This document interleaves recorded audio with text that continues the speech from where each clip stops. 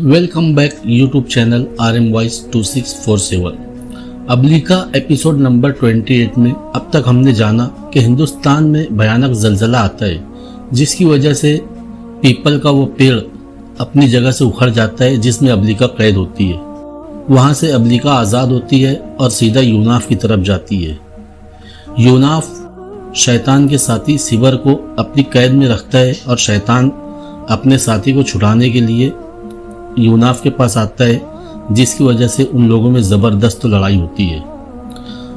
दूसरी तरफ हज़रत मूसा अलैहिस्सलाम फ़िरौन के सामने पहली बार इस्लाम की दावत देते हैं। इसी तरह सामरी जादूगर हज़रत मूसा अलैहिस्सलाम से शिकायत करता है कि तुमने अपने भाई को नबूवत दिला दी, मैं भी तो तुम्हारा भाई था, भले ही मैं दूर के रिश्ते का भाई था, मुझे भी नबूवत दिला देते। अब चलते हैं आगे की कहानी की जानिब। इससे पहले अगर आप चैनल पर पहली बार आए हैं तो चैनल को लाजमी सब्सक्राइब करें और बेल के निशान को भी दबाकर ऑल पे सेट कर ले ताकि आइंदा आने वाला एपिसोड आप तक सबसे पहले पहुंच सके। अब्लिका तारीख के पन्नों से समेटी हुई 1000 बरसों की दास्तान, एपिसोड नंबर 29। यौमुज़ ज़ीनता जो मिस्रियों का ईद का दिन था, उससे कई रोज पहले मूसा अलैहिस्सलाम से मुकाबला करने के लिए साहिर व जादूगर मिस्र के मरकजी शहर थीबस पहुंचना शुरू हो गए थे। मिस्र का सबसे बड़ा साहिर अंधा शिमोन भी मुकाबले से 2 रोज कबलो शहर में दाखिल हुआ था। मुकाबले से 1 रोज कबलो ये सारे जादूगर एक जगह जमा हुए। मिस्र के उन तमाम साहिरों पर अंधे शमून को नाजिम व निगरा और सरकर्ता व सरखील मुकर्रर किया गया। जब ये सारे साहिर इकट्ठा हुए तो शमून ने उन सब को मुखातब करके कहा, ऐ मेरे साहिर साथियों, मैंने फिरौन के 2 कासिदों की मदद से ये पता लगाया है कि मूसा और हारून दिन को तबलीग का काम करते हैं और दोपहर के वक्त तो आराम करने की खातिर शहर से बाहर खजूरों के एक झुंड तले सोते हैं। मेरे कुछ साथी साहिर उस जगह को देख आए हैं, लिहाजा तुम अपने चंद साथियों को उस तरफ रवाना करो जहां मूसा और हारून सोते हैं। वो उन्हें नुकसान पहुंचाने के इरादे से वहां जाए और वापस आकर सारी कैफियत मुझसे कहे ताकि उससे मैं अंदाज़ा लगा सकूं कि मूसा और हारून जादू और सहर में किस कदर महारत और कुव्वत रखते हैं। शमून की तजवीज़ पर कुछ साहिरों को वहां जाने के लिए मुंतखब किया गया और वो मूसा और हारून की तरफ रवाना हो गए। साहिरों का यह मुख्तसर सा गिरोह जब उस मखसूस जगह पर पहुंचा तो देखा कि खजूरों के एक झुंड के नीचे मूसा और हारून गहरी नींद सो रहे हैं। जब वो उन दोनों को नुकसान पहुंचाने के लिए आगे बढ़े तो दंग रह गए, क्योंकि मूसा अलैहिस्सलाम के करीब रखा उनका असा अजदहे की शक्ल इख्तियार कर गया। फिर वो उनकी तरफ लपका तो ये सब साहिर वहां से भाग निकले। वापस आकर उन्होंने ये सारा माजरा शमून से बयान कर दिया। अंधा शमून चंद सानियों तक गर्दन झुकाए कुछ सोचता रहा, फिर अपने साथी साहिरों को बोला, ऐ मेरे साथियों, जादू और सहर ऐसे अम्रों के लिए मखसूस है जिसका सबब पोशीदा हो और वो असल हकीकत के खिलाफ ख्याल में आने लगे। गो सहर एक हकीकत है और मुफरित व विशाल असरात रखता है। जिस तरह जहर या दूसरी नुकसान रसा अशिया होती है, और ये भी सुनो मेरे साथियों के सहर कुदरत इलाही से बेनियाज होकर खुद मुअस्सिर बिज़ात नहीं है। उसके साथ ही मैं ये बात वाज़े भी कर दूं कि कोई साहिर कैसा ही माहिर और बेमिसल जादूगर क्यों न हो, उसका जादू उस वक्त तो कार आमद होता है, ना हरकत में आता है जब वो साहिर सो रहा हो। और सोते की हालत में ये जो मूसा का असा अजदहा बनकर हरकत में आया है तो इसने मुझे तशवीश और खिलजान में डाल दिया है। एक साहिर ने चौंक कर पूछा, तो क्या तुम्हारा ख्याल है कि मूसा के पास सहर नहीं कुछ और है? शमून ने जवाब में फैसला कुन अंदाज से कहा, हाँ, मेरा दिल कहता है कि यह सहर नहीं कोई मोजिज़ा है, और मोजिज़ा दर हकीकत बराह रास्त तो खालिक हकीकी का फेल है जो बगैर असबाब के एक सादिक की सदाकत के लिए वजूद में आता है।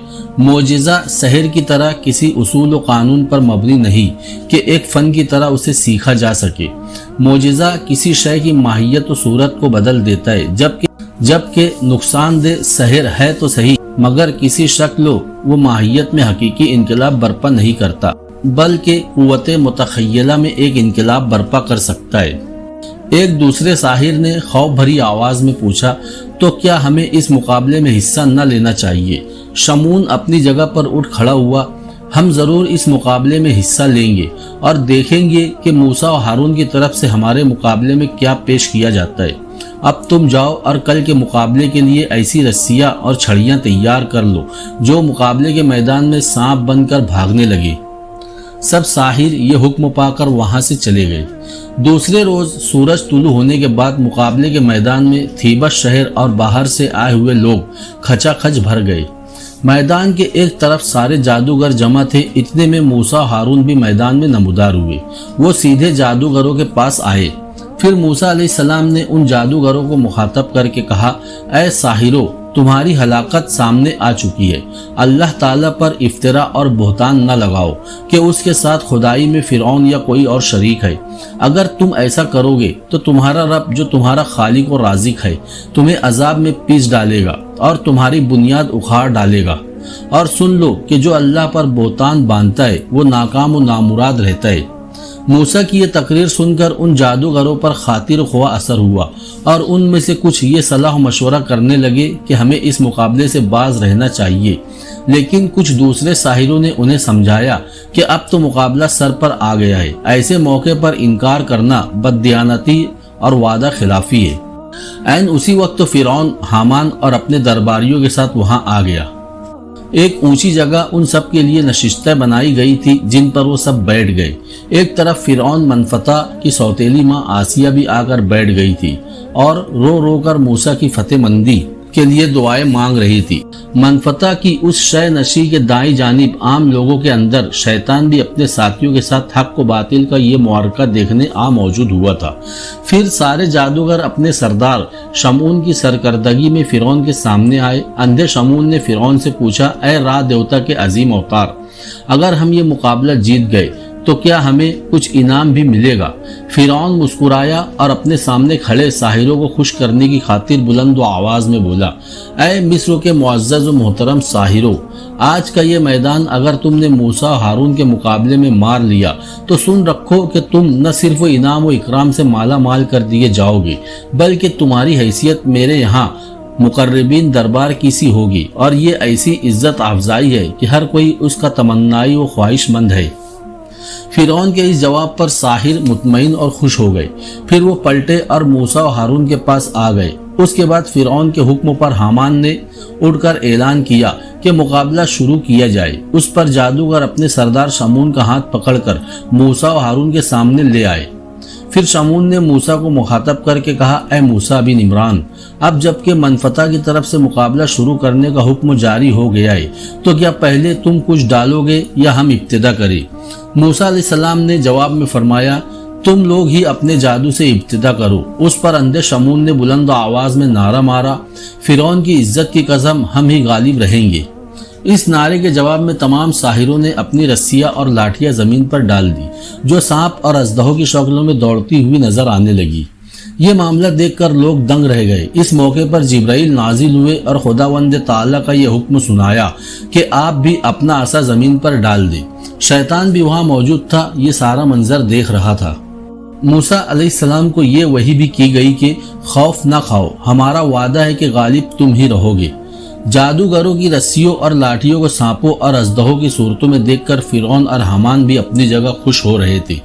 پس موسیٰ علیہ السلام نے جب اپنا عصا ڈالا تو میدان کے اندر وہ عصا ایک بہت بڑا اژدہا بن کر نمودار ہوا اور ان سارے ساحروں کے شعبدوں کو نگل گیا۔ سارا میدان صاف ہو گیا۔ اس طرح ساحر اپنے سحر میں ناکام رہے اور سب لوگوں کے سامنے مقابلہ ہار گئے۔ موسیٰ کے عصا کا یہ کرشمہ دیکھا تو جادوگر حقیقت حال کو جان گئے، جسے اس وقت تو فرعون اور اس کے درباری پوشیدہ رکھنے کی کوشش کر رہے تھے، مگر وہ اس حقیقت کو چھپا نہ سکے اور انہوں نے شکست تسلیم کر لی۔ پھر سب لوگوں کے سامنے انہوں نے اقرار کیا کہ موسیٰ علیہ السلام کا یہ عمل جادو سے بالاتر ہے اور اللہ کا معجزہ ہے اور سحر سے اس کا کوئی واسطہ نہیں ہے۔ اس کے ساتھ ہی وہ سارے جادوگر سجدے میں گر پڑے اور با آواز بلند اقرار کر لیا کہ ہم موسیٰ و ہارون کے رب پر ایمان لے آئے، کیونکہ وہی سارے جہانوں کا رب ہے۔ فرعون نے جب دیکھا کہ اس کا دام فریب تار تار ہو گیا ہے اور جو موسیٰ کو شکست دینے کی آخری صورت تھی وہ بھی ختم ہو گئی ہے، اور یہ کہ سارے جادوگروں نے اس سے صلاح و مشورہ کیے بغیر موسیٰ کے رب کو اپنا رب تسلیم کر لیا ہے اور موسیٰ پر ایمان لے آئے ہیں، تو اسے خدشہ محسوس ہوا کہ کہیں مصری عوام ہی ہاتھ سے نہ جاتی رہے اور موسیٰ اپنے مقصد میں کامیاب نہ ہو جائے۔ اس معاملے کو ٹالنے کے لیے اس نے مکر اور فریب کا ایک طریقہ اختیار کیا اور لوگوں کو سناتے ہوئے اس نے بلند آواز سے ساحروں کو مخاطب کر کے کہا، ایسا معلوم ہوتا ہے کہ موسیٰ تم سب کا استاد ہے اور تم سب نے آپس میں سازش کر رکھی ہے، تب ہی تو میری رعایا ہوتے ہوئے میری اجازت کے بغیر تم نے موسیٰ اور ہارون کے رب پر ایمان لانے کا اعلان کر دیا ہے۔ پر سن رکھو ساحروں، میں تم سب کو ایسی عبرتناک سزا دوں گا تاکہ آئندہ کسی کو اس طرح کی بے وفائی اور غداری کی جرت نہ ہو۔ سنو ساحروں، میں پہلے تو تم لوگوں کے ہاتھ پاؤں الٹے سیدھے کٹواؤں گا اور پھر میں تمہیں صلیب پر لٹکا دوں گا۔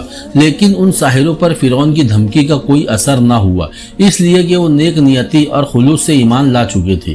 وہی جادوگر جو تھوڑی دیر قبل فرعون سے انعام و اکرام اور عزت و جاہ کی آرزوئیں اور التجائیں کر رہے تھے، وہی ساحر اب ایمان لانے کے بعد ایسے نڈر اور بے خوف ہو گئے کہ ان کے سامنے سخت سے سخت مصیبت اور دردناک ترین عذاب بھی ہیچ ہو کر رہ گیا اور کوئی دہشت بھی ان کے ایمان کو متزلزل نہ کر سکی۔ ان ساحروں نے پہلے اپنے سردار شمون کے ساتھ مشورہ کیا، پھر انہوں نے بے دھڑک ہو کر فرعون سے کہہ دیا، اے بادشاہ، یہ ہم کبھی اور کسی صورت نہیں کر سکتے کہ سچائی اور روشن دلائل جو ہمارے سامنے آ گئے ہیں اور جس خدا نے ہمیں پیدا کیا ہے اس سے منہ موڑ کر تیرا حکم مان لے۔ اے بادشاہ، تو جو کرنا چاہتا ہے کر گزر، تو زیادہ سے زیادہ یہی کر سکتا ہے کہ دنیا کی اس زندگی کا خاتمہ کر دے۔ ہم تو اپنے پروردگار پر ایمان لا چکے ہیں اور ہماری خطائیں بخشنے والا ہے۔ ہمارے لیے ہمارا اللہ ہی بہتر ہے اور وہی باقی رہنے والا ہے۔ ان جادوگروں کے اس جواب پر فرعون اور اس کے آیان و ارکان کو سخت ہزیمت اٹھانی پڑی اور سر عام وہ ذلیل و رسوا ہوئے۔ موسیٰ علیہ السلام و ہارون کے رب کا وعدہ پورا ہوا۔ یہ صورتحال دیکھ کر اسرائیلی نوجوانوں میں سے بھی ایک جماعت مسلمان ہو گئی، لیکن فرعونوں کے ظلم و ستم کی وجہ سے اپنے اس ایمان کا اعلان نہ کر سکی، کیونکہ ایمان قبول کرتے ہی اس کی عام قاہرانہ ستم کیشیوں اور ظلم و پرستیوں کے علاوہ اس وقت تو فرعون کی ذلت و شکستوں نے اسے اور زیادہ غضبناک کر دیا تھا۔ اس موقع پر موسیٰ علیہ السلام نے انہیں تلقین فرمائی کہ مومن ہونے کے بعد تمہارا سہارا صرف خدا ہے۔ ان ایمان والوں نے اس پر لبیک کہا اور خدا کے سامنے گڑ گڑا کر رحمت و مغفرت کی دعائیں اور ظالموں کے ظلم و معصیت سے محفوظ رہنے کی التجائیں کرنے لگے۔ فرعون کی اس بے بسی کے موقع پر اس کے درباری اس کے پاس آ کھڑے ہوئے اور ان میں سے ایک نے اسے مشورہ دیتے ہوئے کہا، اے خداوند، ہمیں فی الفور اس موسیٰ کو قتل کر دینا چاہیے تاکہ ایسا نہ ہو کہ وہ اس کے ساتھی مصر کے اندر فساد پھیلائے اور ہمارے دیوتاؤں کو ٹھکراتے پھرے۔ پر فرعون موسیٰ کی روحانی قوت کا مظاہرہ دیکھ کر بے حد مرعوب ہو چکا تھا۔ اس بنا پر اسے موسیٰ کو قتل قرار دینا تو دور کی بات، ان کے خلاف کچھ کہنے تک کی مطلق ہمت نہ ہوئی۔ اپنے اس درباری کو تسلی کے لیے اس نے جواب دیا، تم لوگ گھبراتے کیوں ہو؟ میں اسرائیلیوں کی طاقت بڑھنے نہ دوں گا اور ان لوگوں کو اس قابل ہی نہ رہنے دوں گا کہ یہ ہمارا مقابلہ کر سکے۔ اسی دوران فرعون کا ایک درباری بھاگا بھاگا آیا اور اسے مخاطب کر کے بولا، اے آقا، میں آپ سے ایک ایسی بات کہنے آیا ہوں جو نہ صرف ہم سب کے لیے تعجب خیز اور حیران کن ہے بلکہ بے حد تکلیف دہ ہے۔ فرعون نے اس درباری سے فکر گیر آواز میں کہا، جو کہنا ہے جلدی کہے، مجھے مزید فکر و اوہام میں نہ ڈال۔ درباری نے اپنی سانس درست کی اور بولا، اے آقا، یہ نئی اور تلخ بات ہے کہ آپ کی سوتیلی ماں آسیہ بھی موسیٰ پر ایمان لا چکی ہے۔ میں نے اپنی آنکھوں سے دیکھا ہے کہ وہ اس میدان میں عام لوگوں کے اندر بیٹھی موسیٰ کی فتح مندی اور کامیابی کے لیے دعائیں مانگ رہی تھی، اور دعا بھی کوئی عام نہیں بلکہ وہ نہایت عاجزی و انکساری اور رقت و درد و آنسو میں ڈوب کر اسی رب سے دعا مانگ رہی تھی جس پر ایمان لانے کو موسیٰ ہمیں کہتا ہے۔ فرعون کے چہرے پر ناگواری اور انتقام کی کیفیت طاری ہو گئی۔ اس نے چند ثانیے سوچا، پھر وہ تحکمانہ انداز میں اپنے درباری سے بولا، تم ابھی اور اسی وقت جاؤ اور آسیہ خاتون کو بلا کر میرے پاس لاؤ۔ درباری بھاگا بھاگا واپس لوٹ گیا۔ آسیہ اس وقت میدان سے نکل کر شاہی محل کی طرف جا رہی تھی کہ درباری نے انہیں جا لیا اور بولا، اے مقدس ملکہ، آپ کے بیٹے منفتح نے آپ کو بلوایا ہے۔ اور وہ اپنے درباریوں کے ساتھ اس وقت میدان کے ایک طرف آپ کا منتظر ہے۔ آسیہ نے ایک بار غور سے تجسس کے عالم میں درباری کی طرف دیکھا، جس کے چہرے اور آنکھوں میں آسیہ کے پڑھنے اور اندازہ لگانے میں انگنت تحریریں اور غیر متشکل جذبے تھے۔ پھر انہوں نے دیر نہ کی اور خاموشی سے اس کے ساتھ ہو لی۔ آسیہ جب فرعون منفتح کے سامنے آئی تو اس نے ناراضگی اور خفگی سے پوچھا، اے خاتون، مجھے خبر ملی ہے کہ جادوگروں کے ساتھ مقابلے کے دوران تم موسیٰ اور ہارون کی کامیابی اور فتح مندی کے لیے دعائیں مانگتی رہی ہو۔ آسیہ نے معنی خیز انداز میں اپنے سوتیلے بیٹے کی طرف دیکھا، پھر فیصلہ کن انداز میں جواب دیا، اے فرعون، تو نے جو سنا ہے سچ سنا ہے۔ میں تمہارے اور تمہارے درباریوں کے سامنے اقرار کرتی ہوں کہ موسیٰ اور ہارون کے رب پر میں ایمان لا چکی ہوں، اور وہ ایسا رب ہے جو رازق و مالک ہے، اور اس کے علاوہ کوئی بھی اس قابل نہیں ہے جس کے سامنے مراسم و عبودیت ادا کی جائے۔ اے فرعون منفتح، تم اور تمہارے درباری گواہ رہنا کہ میں کائنات کے اس مالک واحد رب پر ایمان لاتی ہوں جس نے انسان کو مٹی سے پیدا کیا، اور پھر اپنی بے مثال حکمت سے اس نے انسان کے اندر احساسات و جذبات، شعور و عقل اور فکر و تخیل جیسے جذبے بھر دیے۔ اے فرعون منفتح، تو لوگوں کا رب ہونے کا دعویٰ کرتا ہے، کیا تو بتا سکتا ہے کہ یہ جذبے انسان کے اندر کیسے بھر گئے، اور کیا تو ایسا کرنے پر قادر ہے، اور کیا تو جانتا ہے کہ انسانی بناوٹ کے عناصر ترکیبی میں سے کون سا عنصر ان جذبوں کا منبع ہے؟ فرعون کے پاس چونکہ ان باتوں کا کوئی جواب نہ تھا، لہٰذا اپنے درباریوں اور وہاں جمع دوسرے لوگوں کے سامنے شرمندگی سے بچنے کے لیے اس نے حامان کو مخاطب کر کے کہا، اے حامان، آسیہ خاتون خود اپنا جرم تسلیم کر چکی ہے، اور سب کی موجودگی میں اس نے اقرار کر لیا ہے کہ وہ موسیٰ اور ہارون کے رب پر ایمان لے آئی ہے۔ لہٰذا میری طرف سے اس کے لیے فیصلہ یہ ہے کہ اس کے ہاتھ پاؤں باندھ کر اسے بستر کی طرح زمین پر لٹا دیا جائے، پھر اس کے اوپر ایک بھاری چٹان گرا دی جائے۔ حامان نے فوراً اس کا بندوبست کیا۔ آسیہ کو زمین پر لٹا دیا گیا۔ چٹان گرائے جانے سے قبل آسیہ نے رب تعالیٰ کے حضور نہایت عاجزی سے گڑ گڑا کر دعا کی، اے میرے اللہ، مجھے اس رسوائی اور عذاب و کرب سے بچا۔ آسیہ کی اس دعا کے ساتھ ہی چٹان ان کے اوپر گرنے سے پہلے ہی ان کی روح قبض کر لی گئی اور چٹان ان کے مردہ جسم پر گری۔ اس طرح اللہ تعالیٰ نے ان کو چٹان گرنے کی اذیت سے نجات دے دی تھی۔ اس طرح فرعون آسیہ خاتون کو سزا دینے اور ساحروں کے لیے سزا تجویز کرنے کے بعد وہاں سے ہٹ گیا تھا۔ دوسری طرف موسیٰ اور ہارون نے یہ مقابلہ جیتنے کے بعد اور زیادہ توجہ کے ساتھ تبلیغ شروع کر دی تھی۔ صحرا کے اندر انامی اور فتروسی قبائل کے پڑاؤ میں سامری اپنے سر کو جھکائے کچھ سوچتا ہوا اپنے خیمے میں داخل ہوا۔ اندر ایک گڑھے میں جلتی آگ کے پاس شیطان کا ساتھی سبر بیٹھا تھا۔ سامری اس کے پہلو میں آ بیٹھا۔ اسے تفکر و تخیلات میں ڈوبے دیکھ کر سبر نے ہمدردی، رحم و شفقت اور ایثار و قربانی میں ڈوبی ہوئی آواز میں پوچھا، اے سامری، تو کن سوچوں میں غرق ہوئے؟ بتا، تجھ پر کیا ابتلا اور دشواری آ پڑی ہے کہ تو اس طرح فکر مند اور پریشان ہے؟ سامری نے نگاہ اٹھا کر تشکر آمیز نگاہوں سے سبر کو دیکھا اور کہا، اے سبر، مجھے یقیناً تیری طرف سے ایسے ہی الفاظ سننے کی امید تھی۔ سنو سبر، انامی اور فتروسی قبائل پر ایک نئی افتاد آن پڑی ہے، اور میں سمجھتا ہوں کہ اس کا حل تم ہی تلاش کر سکتے ہو۔ سبر مسکرایا اور اس نے گہری نگاہوں سے سامری کو دیکھ کر کہا، اے سامری، پہلے یہ تو بتاؤ کہ معاملہ کیا ہے؟ سامری نے اپنے آپ کو سنبھالا اور سبر کے سوال کا جواب دیتے ہوئے بولا، اے سبر، میں ابھی سردار بجیلہ کے پاس سے آ رہا ہوں۔ وہ ان دنوں سخت و پریشان اور فکر مند ہے، اس لیے کہ اس نے جن جوانوں کو اپنی بستیوں سے سامان رزد اور اسلحہ لانے کے لیے روانہ کیا تھا وہ ابھی تک واپس نہیں آئے، جبکہ اس کے اندازے کے مطابق کئی دن پہلے ان جوانوں کو سامان سے بھری ہوئی کشتیوں کے ساتھ یہاں پہنچ جانا چاہیے تھا۔ اے سبر، بجیلہ نے ابھی مجھے اپنے خیمے میں بلوا کر یہ کہا ہے کہ میں اپنے علم کے زور پر اس کے جوانوں اور کشتیوں کا پتہ لگاؤں۔ سامری کے خاموش ہونے پر سبر نہایت ہمدردی سے بولا، سامری، میں تھوڑی دیر میں یہاں سے روانہ ہوتا ہوں اور ساری خبر لا کر تفصیل سے تم سے کہتا ہوں کہ وہ جوان اپنی کشتیوں کے ساتھ سمندر میں کس جگہ اور کب تک یہاں پہنچ جائیں گے۔ لیکن اے سامری، یہاں سے کوچ کرنے سے قبل میں تمہیں ایک ایسی خبر سنانا چاہتا ہوں جو شاید تمہارے لیے نئی اور تعجب خیز بلکہ پریشان کن بھی ہو۔ سامری نے اندیشوں بھری آواز میں پوچھا، سبر میرے دوست، ایسی کون سی خبر ہے؟ سبر سامری سے قریب ہوتے ہوئے بولا، سنو میرے دوستو، تمہاری مصر سے غیر حاضری کے دوران وہاں ایک زبردست انقلاب رونما ہوا ہے۔ تمہارے آنے سے پہلے ہی میرا آقا شیطان مجھے مل کر گیا اور اسی نے مجھے مصر میں اس انقلاب سے متعلق اطلاع دی ہے۔ اے سامری، وہ انقلاب یہ ہے کہ موسیٰ بن عمران اور ہارون بن عمران دونوں بھائی ایک روز فرعون منفتح کے دربار میں آئے اور اس کے درباریوں کے سامنے اس سے کہا کہ وہ سارے دیوتاؤں کی پرستش چھوڑ کر صرف وہ ایک اللہ کی بندگی کرے جو رب واحد اور سب کا خالق ہے۔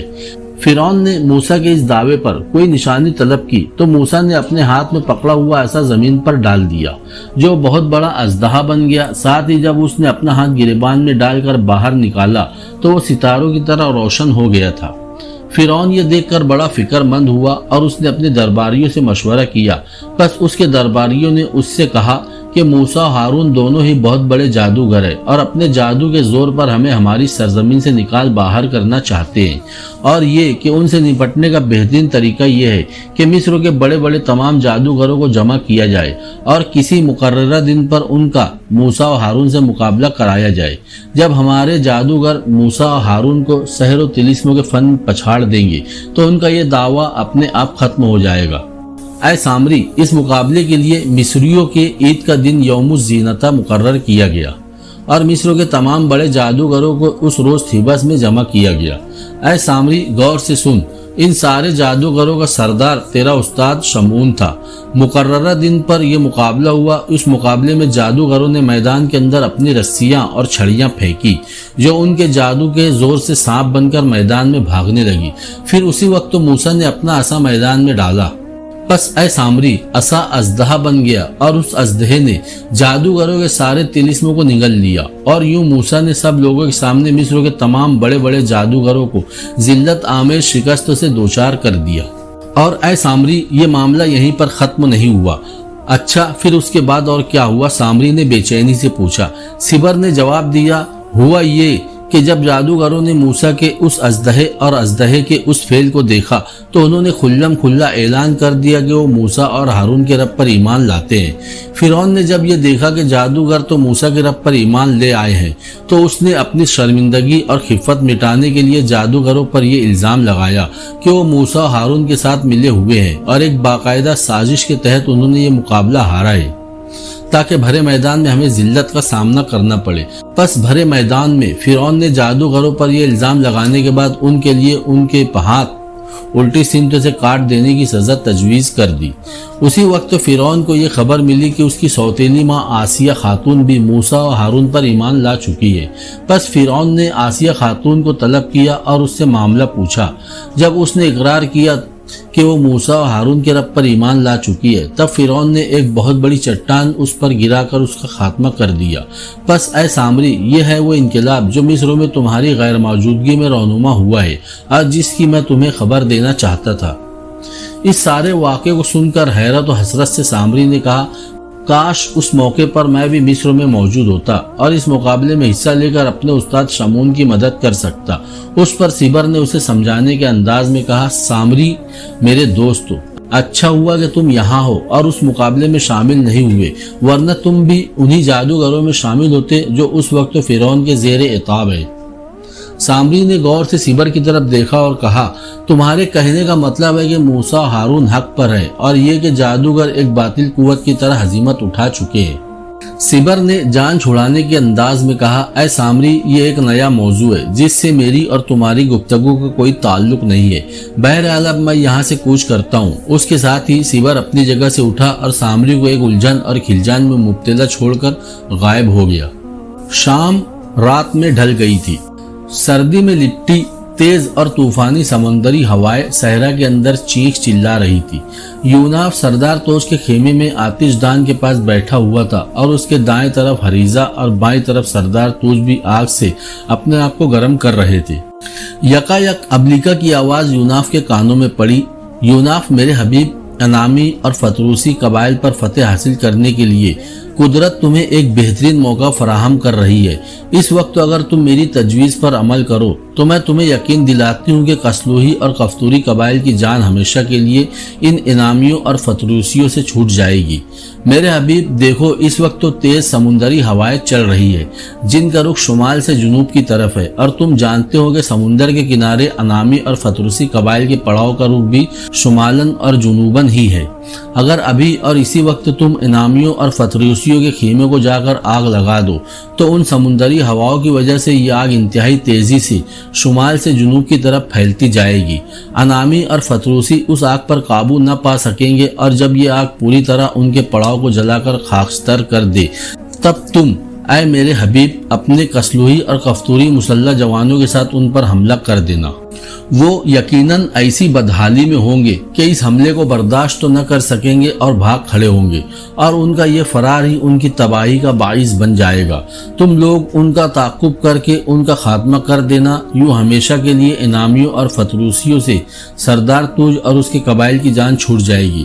یوناف کچھ کہنا چاہتا تھا کہ ابلیغا پھر بول پڑی، اے یوناف، ایسا کرنے میں دو چیزیں تمہارے حق میں ہے، ایک سمندری ہوا جو شمال سے جنوب کو اس وقت صحرا میں چل رہی ہے اور لمحوں میں دشمن کے پڑاؤ کو جلا کر راکھ کر دے گی، اور دوسری یہ کہ شیطان کا ساتھی سیبر اس وقت سامری کے ساتھ انعامی اور فتروسی قبائل میں نہیں ہے، کیونکہ سامری نے اسے ان جوانوں کا پتہ کرنے کے لیے روانہ کر رکھا ہے جنہیں تم نے گزشتہ دنوں سمندر کے کنارے قتل کر کے ان کی کشتیوں کو جلا دیا تھا۔ پس اے یوناف، اگر تم اس موقع پر بھی میری تجویز پر عمل کرو تو یقیناً یہ تجویز انعامیوں اور فتریسیوں کی بربادی اور قسلوہی اور قفطوری قبائل کی شاندار فتح کی بنیاد بن جائے گی۔ لیکن اس کے لیے ایک شرط تو بھی ہے، اور وہ یہ کہ تم یہ کام ابھی اور اسی وقت کر لو، ورنہ سیبر واپس آ گیا اور اس کی موجودگی میں تم نے ان خیموں کو آگ لگانے کی کوشش کی تو وہ تمہارے ایسا کرنے سے قبل ہی انعامیوں اور فتریسیوں کو اس بات کی اطلاع کر کے تمہارے اقدام کو ناکام بنا دے گا۔ یہ سنتے ہی یوناف اپنی جگہ سے اٹھ کھڑا ہوا اور سردار کو مخاطب کر کے بولا، اے سردار توج، میری ساتھی ندیدہ قوت نے مجھے تمہارے دشمن قبائل کے خاتمے کی بہترین اور قابل عمل تجویز پیش کی ہے، لہذا میں ابھی اور اسی وقت اس تجویز پر عملی صورت دینے کے لیے یہاں سے انعامی اور فتروسی قبائل کے پڑاؤ کی طرف روانہ ہوتا ہوں، کیونکہ اس تجویز پر عمل کرنے کے بعد ہم انعامیوں اور فتروسیوں پر حملہ کر دیں گے، اور مجھے امید ہے کہ آج رات ہم ان کی تباہی اور بربادی کا باعث بنیں گے، اور ان میں سے جو بچ نکلیں گے وہ یہاں سے بھاگیں گے۔ ان کی اس افراد کے بعد تم لوگ سکون اور چین سے ان خزانوں سے مستفید ہو سکو گے جو اس وقت تمہارے پڑاؤ کے نیچے دفن ہیں۔ سردار توج اور حریزہ بھی اٹھ کھڑے ہوئے۔ پھر حریزہ نے قدر پریشانی اور تعجب سے یوناف کی طرف دیکھتے ہوئے پوچھا، کیا آپ ہمیں اس تجویز سے آگاہ نہ کریں گے جو آپ کی ندیدہ ساتھی نے آپ سے کہی ہے اور جس پر آپ عمل کرنے کا ارادہ رکھتے ہیں؟ یوناف نے ان دونوں کو سمجھانے کے سے انداز میں کہا، تجویز یہ ہے کہ میں ابھی یہاں سے روانہ ہو کر انعامیوں اور فتریسیوں کے پڑاؤ میں شمال کی جانب سمندر کے کنارے نمودار ہوں گا اور ان کے شمالی خیموں کو آگ لگا دوں گا۔ اس وقت تو ہوا چونکہ سمندر سے صحرا کی طرف شمالن جنوبن چل رہی ہے، لہٰذا یہ آگ دشمن کے خیموں میں پھیل کر لمحوں میں دشمن کے سارے پڑاؤ کو اپنی لپیٹ میں لے لے گی، اور جب فتروسی اور انعامی اس آگ پر قابو پانے کی کوشش کر رہے ہوں گے تو ہم ان پر حملہ کر دیں گے، اور مجھے امید ہے کہ ہم ان سے تعداد میں کم ہونے کے باوجود آج رات انہیں نیست و نابود کر کے رکھ دیں گے۔ پھر آج رات ہمیں یہ آسانی بھی ہے کہ انعامیوں اور فتریسیوں کے اندر سامری اور اس کی مدد کے لیے ابلیس کا ساتھی سیبر دشمن کے پڑاؤ میں موجود نہیں ہے، کیونکہ انعامیوں اور فتریسیوں کا سردار بجیلا اپنے ان جوانوں سے متعلق فکر مند ہے جو اپنی بستیوں سے کشتیوں پر رزدو اور اسلحہ کا سامان لے کر آنے والے تھے، لہذا سامری نے سیبر کو ان جوانوں کا پتہ کرنے کے لیے بھیجا ہوا ہے جن کو ہم نے گزشتہ دنوں تحقیق کر دیا تھا۔ پس شیطان کے ساتھی سیبر کی غیر موجودگی میں ہم دشمن پر بہتر اور کامیاب ضرب لگا سکتے ہیں۔ جواب میں سردار توج نے خوش کن انداز میں کہا، اے یوناف میرے عزیز، اگر یہ بات ہے تو پھر تم جاؤ، تمہاری واپسی تک میں اپنے قبائل کے جوانوں کو حملے کے لیے تیار رکھوں گا۔ ساتھ ہی یوناف خیمے سے باہر نکل گیا، اپنی سری قوت کو حرکت میں لایا اور حریزہ اور سردار کوچ کی نگاہوں سے اوجھل ہو گیا۔ رات کی گہری اور بے کنار تاریکی میں یوناف انعامیوں اور فتریسیوں کے پڑاؤ کے شمالی حصے میں نمودار ہوا۔ پڑاؤ کے اندر جو آگ کے الاؤ روشن تھے ان سے اس نے آگ حاصل کی اور شمالی خیموں کو آگ لگا دی۔ چونکہ اس وقت تو وہ یوناف اپنی سری قوتوں کو استعمال کر رہا تھا، لہذا انامیوں اور فتریسیوں میں سے کوئی بھی اسے ایسا کرتے ہوئے دیکھ نہ سکا۔ تیز سمندری ہواؤں کے باعث آگ انتہائی تیزی سے پھیلی، ایک سے دوسرے خیمے اور پھر ایک سے دوسرے سرے تک ہر خیمے میں آگ لگتی چلی گئی۔ انامی اور فتروسی قبائل کے لوگ بھاگ بھاگ کر اس آگ پر قابو پانے کی کوشش کر رہے تھے۔ اسی دوران یوناف پھر سردار توج کے خیمے کے باہر نمودار ہوا۔ اس نے دیکھا کہ سردار توج اور حریزہ نے اپنے قبائل کے جنگجو جوانوں کو ایک جگہ جمع کر رکھا تھا۔ یوناف تیزی سے اس طرف آیا اور سردار توج کو مخاطب کر کے بولا، دشمن کا سارا پڑاؤ اس وقت تو آگ کی لپیٹ میں ہے۔ اس وقت اگر ہم ان پر حملہ کر دیں تو یقیناً کامیابی ہماری ہے، لیکن شرط تو یہ ہے کہ یہاں سے دشمن کے پڑاؤ کی طرف انتہائی خاموشی اور رازداری کے ساتھ سفر کیا جائے اور ان پر اچانک ہی حملہ کر دیا جائے۔ یوناف کی بات پر سردار توج نے خوش ہو کر کہا، اے یوناف میرے محسن، میں تمہارے ہر فیصلے کو تسلیم کرتا ہوں، جس طرح تم کہو گے ویسے ہی یہاں سے کوچ کریں گے۔ یوناف نے فیصلہ کن انداز میں کہا، تو پھر آؤ یہاں سے دشمن کی طرف کوچ کرے اور آج کی رات کو ان کی زندگی کی آخری رات بنا کر رکھ دے۔ اس کے ساتھ ہی سردار توج، حریزہ اور ان کے جنگجو جوان یوناف کے ساتھ دشمن کے پڑاؤ کی طرف روانہ ہو گئے۔ تھوڑی دیر بعد وہ سب دشمن کے قبائل پر وحشیوں اور درندوں کی طرح جا حملہ آور ہوئے۔ انامی اور فتروسی اس حملے کے لیے قطعاً تیار نہ تھے۔ ایک تو وہ اس آگ کو بجھانے میں مصروف تھے جس نے ان کے سارے پڑاؤ کو اپنی لپیٹ میں لے رکھا تھا، دوسرے اس وقت وہ غیر مسلح بھی تھے، لہذا کسلوئی اور کفتوری جوانوں نے لمحوں کے اندر انہیں کاٹ کر رکھ دیا۔ بہت کم انامی اور فتروسی وہاں سے جان بچا کر بھاگ نکلنے میں کامیاب ہو سکے۔ انامیوں اور فتروسیوں کا سردار بجیلہ اور دیگر معززین بھی اس حملے میں مارے گئے، صرف سامری بچ کر مشرق کی طرف بھاگنے میں کامیاب ہو سکا۔ یوں کسلوہی اور کفتوری اپنا کام مکمل کرنے کے بعد اپنے پڑاؤ کی طرف واپس چلے گئے۔ سردار توج اور حریزہ کے ساتھ ان کے خیمے میں داخل ہونے کے بعد یوناف نے سردار توج کو مخاطب کر کے کہا، اے سردار توج، جس کام کے لیے میں نے ان صحراؤں کا رخ کیا تھا اسے میں مکمل کر چکا ہوں، لیکن چونکہ شروع میں میرا مدعا سیبر کو ایک اذیت میں ڈالنا تھا اور میں ایسا کرنے میں کامیاب ہو چکا ہوں، مگر اس کے ساتھ ساتھ میں نے تمہارے دشمن قبائل کو بھی تمہارے لیے زیر اور مفتو کر کے رکھ دیا ہے۔ اب ان قبائل میں سے کوئی بھی ایسا نہیں جو تمہارے مقابلے پر آ سکے، لہٰذا تم اطمینان اور بے فکری سے ان خزانوں سے مستفید ہو سکتے ہو جو تمہارے پڑاؤ کے نیچے دفن ہے۔ اس کے ساتھ ہی میں اب ان تمام امور کی تکمیل کے ساتھ ابھی اور اسی وقت واپس مصر کی طرف کوچ کروں گا۔ سردار توج نے جواباً انتہائی عاجزی و انکساری اور منت کرنے کے انداز میں یوناف کو مخاطب کر کے اپنے جی کی بات کہی، اے یوناف میرے عزیز، کیا یہ ممکن نہیں کہ تم ہمیشہ کے لیے میرے ہی قبیلے میں میرے بیٹے کی حیثیت سے میرے ساتھ رہو؟ اگر ایسا ہو سکے تو یہ یقیناً میری خوشی اور میری دل کے سکون کا باعث ہوگا۔ یوناف نے بلا توقف کہا، اے سردار توج، کاش میں ایسا کر سکتا، لیکن یہ ممکن نہیں ہے، لہٰذا میں اب یہاں سے کوچ کروں گا۔ اس کے ساتھ ہی اس نے مسافے کے لیے ہاتھ آگے بڑھا دیا۔ اس موقع پر قریب کھڑی حریزہ اداس اور افسردہ ہو گئی۔ پھر یوناف نے بڑے پرجوش انداز میں سردار توج سے مصافحہ کیا اور خیمے سے باہر آ گیا، اپنی سری قوتوں کو عمل میں لایا اور ان سب کے دیکھتے ہی دیکھتے وہاں سے وہ پل بھر میں غائب ہو گیا۔ کسلوہی اور کفتوری قبائل کے ہولناک حملے سے بچنے کے بعد سامری ایک شتر پر سوار ہو کر بڑی تیزی سے مشرق کی طرف بڑھ رہا تھا کہ اس کے سامنے تاریک اور ٹھٹرتی ہوئی رات میں سیبر نمودار ہوا۔ اس نے چلا کر سامری کے اونٹ کو روکنے کو کہا۔ سامری نے آواز کو پہچان لیا اور فوراً اپنے اونٹ کو روک لیا۔ چند ہی ساعت بعد سیبر پھر اس کے قریب نمودار ہوا اور حیرت و تعجب سے پوچھا، اے سامری، میں انامی اور فتریسیوں کے پڑاؤ کے اندر سے ہو کر آ رہا ہوں۔ میں نے وہاں آگ اور راکھ کے سوا کچھ نہیں پایا، جبکہ کسلوہی اور کفتوریوں کے پڑاؤ اسی طرح استادہ ہے۔ اے سامری، تم مجھے بتاؤ گے کہ انامیوں اور فتریسیوں کے پڑاؤ کی حالت کیسے اور کس نے کی؟ سیبر کے سوال پر سامری نے انتہائی پریشان، تکلیف دہ اور افسردہ آواز میں جواب دیا، اے سیبر، میرے بھائی، تیرے جانے کے بعد مافوق الفطرت یوناف حرکت میں آیا۔ पहले उसने इनामियों और फतरूसियों के कबाइल को आग लगा दी, फिर कसलुही और कफ्तूरी जवानों के साथ हमला कर दिया। इस तरह उसने पड़ाव को आग लगाकर खाकस्तर कर दिया और सारे इनामियों और फतरूसियों को तहतीक कर दिया। ऐ सिबर, बहुत कम लोग होंगे जो वहां से जिंदा भाग निकलने में कामयाब हो पाए। मैं भी खुशकिस्मत था कि ये ऊँट मेरे हाथ लग गया और मैं फरार होने में कामयाब हो गया। सिबर ने दुख भरे अंदाज में कहा, सामरी मेरे दोस्तों, इनामी और फतरूसी कबाइल की तबाही से ये अम्र भी तय हो गया है कि सहरा के इन वीरानों में जो कशमकश हमने शुरू की थी और करवाई थी, उसमें यूनाफ कामयाब और हम नाकाम और नामुराद रहे हैं। ऐ मेरे दोस्तों, मुझे अपनी इस नाकामी का सख्त सदमा और अफसोस है। काश इन सहराओं में मैं किसी तरह यूनाफ पर गलबा हासिल कर सकता कि उसने मुझे अपने खंजर की नोक में असीर करके आग के अजाब में डालकर एक बेहद कर्बनाक अजाब में मुब्तला कर दिया था। काश मैं उस जुल्म का बदला ले सकता, लेकिन अब तो सारी उम्मीदें ही खत्म हो गई है। अब कोई भी यूनाफ की इस कामयाबी को नाकामी में तब्दील नहीं कर सकता। ऐ सामरी मेरे दोस्त, अब तुम मिस्र का रुख करो जबकि मैं अपने आका की तरफ जाऊंगा। उसके साथ ही सिबर वहां से गायब हो गया। सामरी ने अपने ऊँट को एड़ लगाई और उसका ऊँट मशरिक की तरफ सहरा के अंदर सरपट मिस्र की तरफ भागने लगा, जबकि यूनाफ फिर पहले की तरह दरियाए नील के किनारे शोतार के महल में रहने लगा। सामरी ने मिस्र में आकर फिर बनी इसराइल के अंदर रहाइश इख्तियार कर ली।